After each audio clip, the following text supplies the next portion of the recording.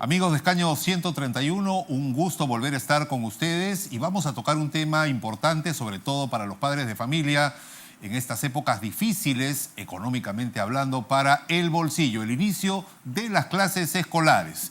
Faltan pocos días y hay alguna, como siempre, desorientación respecto a los cobros indebidos en muchos casos, que no se le pueden exigir a los padres de familia y menos condicionar la asistencia y la matrícula escolar a dichos pagos obligatorios. No hay cuota extraordinaria, las APAFAS no tienen por qué condicionar el sistema y el proceso de matrícula, tampoco se les puede exigir la compra de útiles o de uniformes escolares en determinado establecimiento comercial, entre otros temas que vamos a tocar con las congresistas Alejandra Aramayo y Gloria Montenegro, que van a estar aquí en unos instantes. Pero vamos a preguntarle también a otros congresistas qué se puede hacer para que precisamente estas irregularidades que afectan a la economía familiar y que en muchos casos dificultan la matrícula de los alumnos, pues no se vuelvan a repetir como suele suceder año tras año. Hicimos esta encuesta que vamos a ver a continuación con diferentes parlamentarios de muchas tiendas políticas para escuchar su opinión. Vamos con la encuesta y luego regresamos con nuestras invitadas. Tenemos dos problemas. Tenemos año tras año esto en la educación pública, que es un problema grave porque no tenemos la conciencia de que la educación es un derecho. Y entonces creemos que no tenemos que garantizar calidad, ¿no es cierto? Y eso es un problema súper grave. Y entonces necesitamos de parte del Estado no solamente mayor presupuesto, sino una mirada diferente. Una mirada hacia el ciudadano, hacia el niño y la niña como un ser que tiene derecho y que el Estado lo tiene que garantizar. Los padres de familia tienen que trabajar de forma unida porque hay un grupo que apoya estas alzas, ¿no?, que no son justificadas, y hay otro grupo que se opone, pero al final todos terminan cerrando filas con los dueños de los colegios que hacen lo que le da la gana y atentan pues contra el bolsillo de los padres de familia, ¿no? Bueno, es lamentable que tengamos siempre los mismos problemas, el alimento para los niños, los colegios que no están listos. En Piura o en otras zonas tenemos, por ejemplo, colegios como el Colegio Fátima, que debería terminar su culminación, el colegio en La Matanza o el Colegio Bellavista en La Unión, en el Bajo Piura, o el colegio en la zona de La Arena, que les falta que el Ministerio de Economía autorice las transferencias, algunos 20%, otros 35%, pero lo necesitan para culminar la obra.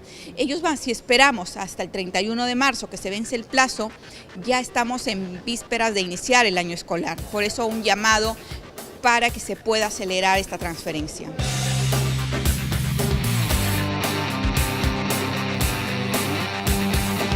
Muy bien, luego de ver esta encuesta, nos reunimos ya con la congresista Gloria Montenegro. Ella es representante de Alianza para el Progreso por el Departamento de la Libertad. Bienvenida, congresista, un gusto de tenerla acá. Usted ha sido alcaldesa de Trujillo en un periodo y quería preguntarle acerca de si esto de municipalizar la educación ha traído más problemas que beneficios. Yo creo que hay que tener bien claro que, en primer lugar, la educación es un derecho, y es un derecho universal, es un derecho para todos. Dentro de ese contexto, quienes optan por las instituciones públicas, bienvenidos. Y la institución pública tiene la obligación, obligados, a prestar servicios de calidad. Profesores de calidad, infraestructura de calidad, materiales de calidad y todo aquello que lleve a que el niño aprenda de la mejor manera. En ese contexto, ¿quién da mejor el servicio? ¿El Ministerio de Educación desde Lima o los gobiernos locales que están más cercanos a la población? En esas divergencias de ideas nunca se llegó a municipalizar, pero sí a través de los gobiernos regionales crear las unidades de gestión educativa, que son las UGELES, y que tienen a su cargo las instituciones educativas del sector público. Mucho hay por mejorar, pero también se avanzó en el tema de derechos, ¿no? Por ejemplo, ahora vemos aulas inclusivas, que podemos recibir a niños que tienen algún tipo de discapacidad. necesitamos mayor inversión en laboratorios, en losas deportivas, en hacer accesible los colegios, tienen que tener rampas, como los niños que pueden estar en silla de ruedas o que tienen algún tipo de discapacidad acceden, el tema de la accesibilidad, a los beneficios que da el colegio, ¿no? Entonces, ahí un primer factor a analizar. El otro factor era algo que estábamos conversando, ¿no? ¿Cuántos padres de familia tienen que dejar a sus niños cambiarlos de colegio por un tema económico? Entonces, sin embargo, la calidad en la educación no puede ser o estar en relación a cuánto pagas de matrícula o de cuotas en un colegio, porque el derecho de los niños es que aprendan y aprendan bien, y los servicios que tienen que dar las escuelas tienen que ser de calidad, con equidad, con pertinencia, con materiales educativos. El costo de los mismos va a depender si es colegio público o privado, ¿no? Entonces, yo creo que se ha avanzado, pero podemos avanzar mucho más. Ahora, hay una paradoja. Nosotros cuando vamos a una institución, a un comercio privado, siempre cuando he escuchado algún reclamo en la caja, por ejemplo, yo estoy pagando, quiero que me atiendas bien. Así es. ¿Por qué no le reclamamos exactamente igual como padres de familia al Estado, si también la SUNAT a la hora de cobrarnos nuestros impuestos lo hace hasta con ejecución coactiva incluida? Entonces, en la medida en que nos están cobrando, exijámosles pues no solamente buenos servicios educativos, de seguridad, de salud, etcétera, todo lo que está obligado a dar el Estado. Eso el Estado no lo puede regular, no se puede autorregular a sí mismo. Yo creo que justamente decíamos, la educación es un derecho y como derecho debemos de tener acceso todos los niños y niñas del Perú. O sea, no debe haber alguien en el Perú que se quede sin estudiar. Y en el tema de matrículas se ha mejorado sustancialmente. En la costa casi el 100% de niños estudian. El tema es en las zonas rurales, en las zonas de selva, donde todavía la cobertura falta trabajarla más. Lo ideal es que ningún niño, ninguna niña, ningún adolescente dejen de estudiar. La discusión no es que estudien, sino en qué condiciones lo hacen. Ahora ¿cierto? vamos. Entonces, como se está cumpliendo con el objetivo de la cobertura de matrícula, la cobertura de esos niños en la escuela, ¿qué servicios les damos ahí? ¿Y cuál es el objetivo de que un niño esté en la escuela? ¿Enseñarle o que aprenda? Está el que el niño salga con todas las capacidades y competencias acordes a su nivel educativo, pero también que aprenda a socializar, que aprenda de valores, que aprenda de amistad, que aprenda de ceder, de solidaridad. Y son valores que complementan el trabajo con el hogar. Por eso hablaba también de equidad. O sea, ¿cuánto aprende un niño en la costa, un niño en la sierra? Pero ¿qué servicios se reciben en la costa, en la sierra o en la selva? Entonces ahí hay mucho por trabajar, porque peruanos somos todos. Pero tú también tocaste el tema de salud. Una posta médica acá en Lima es muy diferente a una posta en Santiago de Chuco. Pero todos aportamos, todos somos peruanos, todos pagamos nuestros impuestos. Entonces, esa equidad se tiene que trabajar en todos los servicios del Estado. Ahora, yendo ya más al tema actual, ¿ha encontrado usted en sus actividades de representación irregularidades que nunca faltan en estas épocas del año, como exigencia de cobros indebidos, condicionamientos de pagos? Y esto finalmente se traslada al educando, quien en muchas ocasiones es marginado, ¿no es cierto? Tanto en el, digamos, sistema educativo particular como en el propio sistema estatal. Así es. Y yo creo que ahí le corresponde a los padres estar bien informados. Y estar bien informados es saber que de acuerdo a ley su niño obligatoriamente tiene que ser matriculado. Si usted desea cambiarlo de colegio, también tiene el derecho de cambiarlo. ¿Se le exige uniforme? No se le exige absolutamente nada. El niño tiene que cumplir con estar matriculado y estudiar. Lo demás son colaterales que durante el año los podemos cumplir. ¿Qué está obligado el padre? A presentar el documento de identidad del niño. Eso sí. Así es. Su partida o su DNI. Así es. Y a ver, ¿cuál es el colegio? Algunos eligen el colegio por la cercanía. Algunos eligen el colegio por el tema de religión. Algunos eligen el colegio, por ejemplo... Porque incluye alimentación, hay caliguarma en ese colegio, ¿no? Así es. Por ejemplo, los colegios Fe y Alegría se repletan. ¿Por qué? Por la calidad de la educación, por el servicio que dan, por todo lo que implica salir de un grado a otro con los resultados esperados. La calidad no es una palabra, sino es esperar resultados de calidad para todos, en públicos, en privados, en el norte, en el centro, en el sur del país. Todos debemos tener resultados de calidad después de que cumplimos cada grado. Otra cosa importante, soy padre de familia y me exigen el pago de la PAFA. ¿Esto es obligatorio o es facultativo del padre de familia? El tema de la cuota de la PAFA es una negociación entre la PAFA y los padres de familia. No hay obligación, hay tiempos, muchos colegios dan márgenes de tiempo para que los puedan pagar, pero nada, por favor, puede limitar a un padre de familia a que el niño se retrase en la escuela. Es más, el pedido especial que hacemos desde acá es que los niños y niñas por ningún motivo se retrasen en la escuela. Y también hay que cuidarlos tanto para que no falten. Una enfermedad estomacal, un resfrío mal curado, hace que el niño falte. Y todo eso al final influye en aquello que estamos hablando. Resultados de calidad para terminar con todas las competencias para el siguiente ciclo. Otra cosa, las cuotas extraordinarias, entre comillas, que se sorpresivamente imponen durante el año escolar. ¿Está el colegio facultado para imponerla o tiene que estar aprobada por el Ministerio de Educación? No pueden imponer ninguna cuota adicional. Y cuando hay un paseo, cuando hay algún material extraordinario, son por consenso el que se tiene que llegar a poner la cuota que corresponda en consenso, con aprobación de los padres. Pero no se puede exigir cuotas que no han sido pactadas previamente. Último tema antes que nos gane el tiempo, congresista. Sabemos que usted está apurada también porque tiene actividades de representación. Ha habido los famosos 7 y tristemente recordados huaicos que asolaron la ciudad de Trujillo. El Alto Trujillo, La Esperanza, El Milagro y hasta el propio Buenos Aires sufrieron colapso. Varios de los colegios también. ¿Cómo va la reconstrucción? ¿Se han tapado así como cuando vino el Papa o realmente hay un avance allí?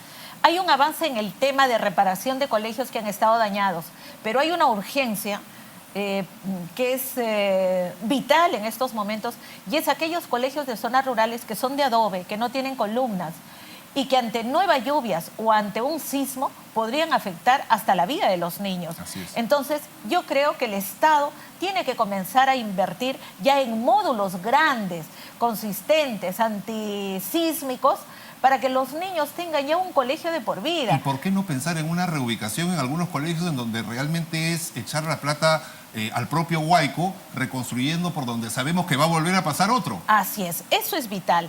Y eso el sistema de defensa ya ha hecho un mapa para cada una de las regiones, indicando las zonas de alto riesgo en donde no se puede construir ni colegios ni tampoco se puede vivir. Entonces yo creo que tenemos que regirnos y estar bien asesorados por Defensa Civil para que los colegios sean los más protegidos. Ahí están los chicos, vidas que tenemos que cuidar. Entonces, primera prioridad, las escuelas de zonas rurales, donde hay que construir ya unidades escolares importantes que perduren en el tiempo. Pero también en la zona de costa, ver a aquellos que tienen que repararse, los servicios higiénicos, las losas deportivas, todo lo que tiene que ver con laboratorios, hay que invertir, pero esa inversión va a dar buenos frutos en el tiempo. Ok, muchísimas gracias, congresista. Un gusto, como siempre, dialogar con usted. Vamos a una pausa, amigos, aquí en Escaño 131 y regresamos con la congresista Alejandra Aramayo. Volvemos.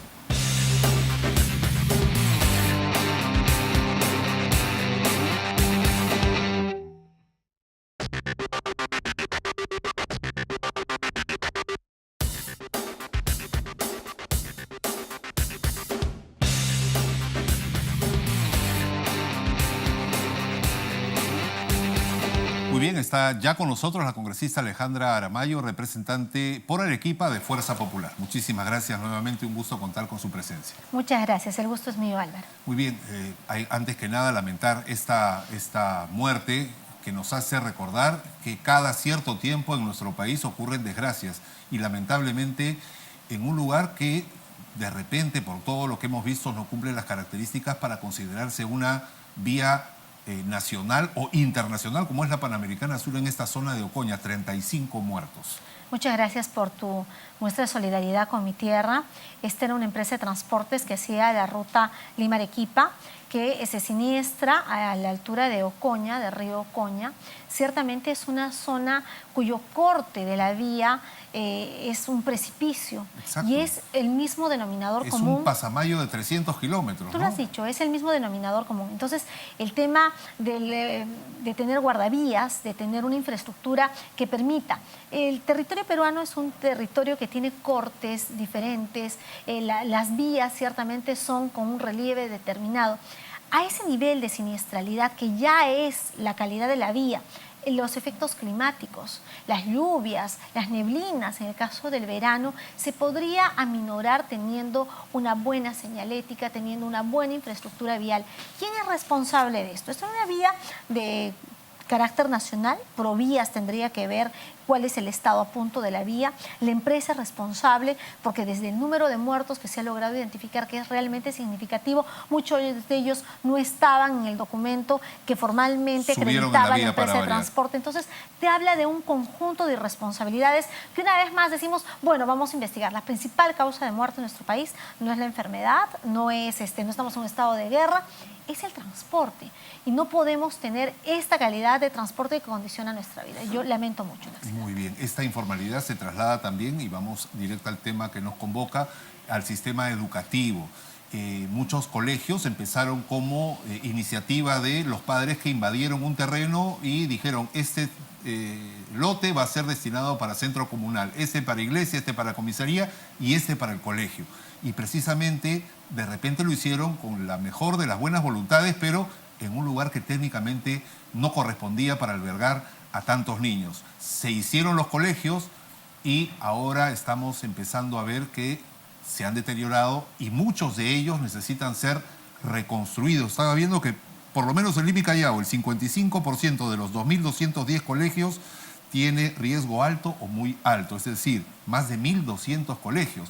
La misma situación se vive en todo el Perú. ¿Qué hacer? ¿Reconstruir sobre lo que está o trasladar en esos lugares en donde se ha identificado que no puede estar un colegio y reubicarlos en otro lado? Hablamos de infraestructura educativa que tiene que ver con el sector educación, un sector que en los últimos años ha recibido uno de los presupuestos más altos del presupuesto de la nación. Recordemos que hasta hace poco había un ministro de apellido Saavedra que estuvo sobrecalificado para el cargo y que dice que tuvo los mejores méritos académicos y de investigación y yo qué sé. ¿Cómo podemos estar con tal precariedad? El proceso de enseñanza-aprendizaje se da bajo ciertas condiciones. Tener maestros competitivos, que estos procesos de aprendizaje se den en un contexto de diversificación curricular, donde haya niños que vayan en condiciones de aprender, que no tengan índices de malnutrición, que vayan descansados, que vengan de un entorno familiar, pero que la infraestructura que los albergue sea una infraestructura con requisitos mínimos. ¿Qué hablas tú? De un aula que permita tener un desarrollo con respeto a los derechos humanos, que respete su dignidad, su interculturalidad, el clima de su región. Y hoy lo que nos encontramos es con absoluta precariedad. En el caso de Arequipa, es un departamento que tiene 1.400.000 habitantes. De estos están concentrados el 80% en la capital del departamento. El resto en las provincias. Tenemos 8 provincias. Y fíjate, nosotros tenemos una deserción escolar que en la zona rural, Álvaro, llega al 60%. De 100 niños que van al colegio, 60 no terminan el colegio. Estos chicos se van a trasladar en condiciones de vulnerabilidad a la ciudad. Necesitamos una infraestructura adecuada, acorde, que permita desarrollar las capacidades de los chicos. Hemos estado contigo la semana de representación pasada en Arequipa. En Arequipa se ha identificado que en la zona de Carabalí, que es una de las provincias limítrofes con el departamento de Ica, a la que pertenece el distrito de Ocoña, de que acabamos de hablar además, hay 95 instituciones educativas que tienen en pésimas condiciones su infraestructura. ¿Sabes qué ha dicho el ministro Idel Wexler? Ha dicho que el día 20 iban a llegar 35 módulos de aulas prefabricadas. El día 20 de febrero. ¿Cuándo ha sido el sismo, Álvaro? El sismo tiene hace mes y medio. ¿Por qué demoramos tanto en hacer un diagnóstico? Se supone que el 1 de marzo tienen que empezar los chicos las clases y otra vez empezamos en que no hay planificación. No solamente para, como tú decías, decir voy a instalar acá el colegio, que iba a ser la parroquia. falta planificación para mirar la educación como ese elemento que te libera de una serie de carencias y esclavitudes. Bueno, era de esperarse, viendo el proceso de reconstrucción del Niño Costero, pues probablemente frente a otra emergencia como la alta incidencia sísmica de Arequipa, que también la demora fuera, digamos, proporcional en la capacidad de reacción del gobierno, ¿no es cierto? A todos los males de Arequipa se suma su alta incidencia sísmica. Es por esta razón que obviamente los colegios deben estar aún más en alto riesgo que los de otras regiones en los que la pobreza, la miseria, la falta de planificación han hecho su trabajo, digamos, ¿no? En Arequipa hay un elemento adicional que es los sismos que cada cierto tiempo pues remecen los pobres cimientos que tienen las escuelas públicas. ¿Qué hacer frente a esto? No hay un cruce de información del mapa sísmico del Perú con el Ministerio de Educación para ver cómo está nuestra infraestructura en el caso concreto de Arequipa, ¿no? ¿Sabes cuál es el primer problema de Arequipa? No son los sismos ni los huaicos. Hace 5 días una persona falleció cuando iba con su hija en un vehículo. En Cerro Colorado, En Cerro ¿no? Colorado. Entonces viene la luz, la vía no estaba descolmatada, la torrentera no la habían limpiado, la chica de 21 años se sale del vehículo y la mamá no tiene la misma rapidez para salir del vehículo y la mamá fallece. Yo he estado con esa muchacha.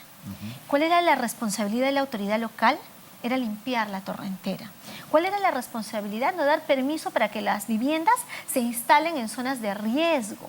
¿Cuál era la responsabilidad? Que no se autorice minería no metálica, como son los agregados para las construcciones, y se desplome todo un cerro. Entonces, el problema de Arequipa no es sus condiciones naturales propias, que es parte del cinturón de fuego, que conglomera el 80% de la actividad sísmica, ni que sea una región donde llueva o que sea un valle interandino. ¿Sabes? El riesgo de Arequipa está concentrado en la falta de un trabajo con gobernanza de las autoridades, de un trabajo sensible. En Arequipa ciudad, a cuadras de la Plaza de Armas, en el distrito de Caima, que como tú conoces, Caima es un distrito pudiente. Hemos tenido una institución que se llama el Honorio Delgado, abandonada, es un colegio emblemático. PRONIED, que depende del Ministerio de Educación, año y medio había tenido una infraestructura. No puedes tener un año y medio un colegio en el corazón de Arequipa, abandonado, el colegio Juana Cervantes. ¿Tú sabes qué ha pasado en el Hospital Goyeneche? Había una cuna con 140 niños en el Hospital Goyeneche, centro histórico de la ciudad. Viene la gobernadora y les dice de que van a remodelar, no les da plazo para que salgan del colegio. Yo ya estoy buscando una infraestructura para 140 niños que no tienen dónde empezar a estudiar. ¿Esto se puede resolver? Sí, pero necesitamos planificación y necesitamos compromiso en materia de educación. Ahora, el 12 de marzo empiezan las clases a nivel nacional. ¿Cómo va a encontrar concretamente Arequipa su infraestructura para que estos miles de niños regresen a las aulas? ¿Qué puede hacer un padre de familia frente al temor de que en algún momento, Dios no quiera, pueda venirse abajo el techo de las aulas, ¿no? Bueno, es un riesgo inminente respecto al cual todos tenemos que participar. El gobierno está demostrado que es insuficiente en una cultura no solamente de ejecución de proyectos, sino en materia preventiva. Tenemos instituciones educativas en las que no se puede incidir. ¿Sabes por qué, Álvaro? Porque la anterior gestión no hizo una liquidación de obra. Entonces, como no está liquidada la obra anterior de hace años, es imposible volver a poner recursos financieros para mejorar esa infraestructura. El Contralor de la República, Nelson Schack, se ha comprometido el 30 de marzo a viajar conmigo a Arequipa y entregar un informe sobre la infraestructura educativa en la región Arequipa. Tenemos que identificar responsables en la medida de que nos permita esta primera acción empezar a trabajar. ¿El Congreso puede hacer algo para exonerar esta liquidación que falta, que traba precisamente la ejecución de la siguiente obra? ¿Puede dar una ley, digamos, temporal? Lo que tendríamos que hacer es generar más bien desde el Ejecutivo una resolución que en tanto tú tienes, sin haber incidido en una infraestructura por más de 4 años, tú tienes mallas Rachel que no las instalaron, o el servicio de canalización, o el servicio de saneamiento, tienes aulas totalmente mojadas en infraestructura, ha sido temporada de lluvias en las zonas altas. Entonces yo sí creo que hace falta un diagnóstico. Creo que la Defensoría del Pueblo también debería tener un trabajo mucho más proactivo. No todo está en manos de la Contraloría. Creo que hace falta que la ciudadanía tenga veeduría al respecto y la comunidad también tiene que involucrarse. Los padres de familia. Finalmente son nuestros hijos los que van a ir al colegio. Creo que hay que organizarse y si el Estado no puede poner solución, tenemos que ser parte de la solución. A todos estos problemas de infraestructura se suma asoman los problemas de abusos, de cobros indebidos, de condicionamientos de matrículas. ¿Ha podido detectar alguna irregularidad en esta semana de representación? La verdad que no. Nosotros hemos estado trabajando el tema de las torrenteras, el tema de la infraestructura educativa, que tiene intervenciones municipales inconclusas, por ejemplo. Hemos visto que el Colegio Juana Cervantes, con satisfacción, que es un colegio emblemático, las niñas después de 3 años de intervención nuestra, este año van a empezar ya labores en su colegio. Pero yo me comprometo contigo, Álvaro, en ir, escuchar a las asociaciones de padres de familia. Hemos estado en la UGEL Norte. Nosotros trabajamos con el profesor Jorge Luis Choque y hemos conseguido a través del PRONAVI que se les done una camioneta.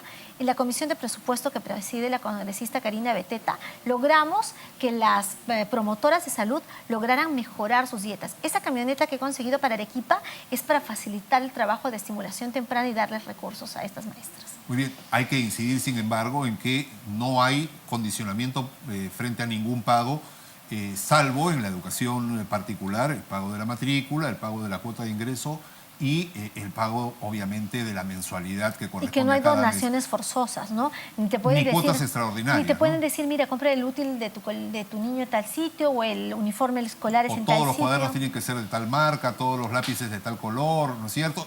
Y otra cosa importante es que no se le puede exigir al alumno que tenga todos los útiles el primer día de clase, porque obviamente no los va a utilizar todos, ¿no? O que vaya con el uniforme escolar completo. Hay que ser una sociedad sensible y hay que respetar las condiciones económicas diferenciadas. El frío que hace en las zonas altas de Arequipa, que usted mencionaba hace un instante, tampoco se puede condicionar, obviamente, a que un niño vaya con un uniforme en una zona en donde más bien lo que importa es el cuidado de su salud y que no tenga alguna enfermedad respiratoria, ¿no es cierto? Nosotros tenemos además programas sociales que tienen que empezar a funcionar desde el primer día. Jaliguarma debería empezar a hacer la convocatoria para la compra de los alimentos de los desayunos escolares. Estos desayunos que no son una lucha frontal contra la anemia, pero que permiten que el niño vaya en condiciones mínimas de aprendizaje al colegio, no deberían empezar en abril, deberían empezar en marzo. Y comprar la sobreproducción, por ejemplo, de papa también, ¿no es cierto? Que es la fuente de riqueza natural milenaria que hemos tenido aquí en el Perú. Es una fuente energética para los chicos, así es, ¿no? Yo creo que si lo pensamos nosotros, ¿por qué no lo piensan quienes tienen la facultad de hacerlo? Muy bien, como siempre, un gusto dialogar con usted. Muchas gracias, ha sido un placer. Muchísimas gracias. Cuídate. Muy bien, ha sido la congresista Alejandra Aramayo. Hemos estado en primer término con la congresista Gloria Montenegro y, como siempre, un gusto agradecerles su audiencia. Será, amigos, hasta la próxima edición de Escaño 131.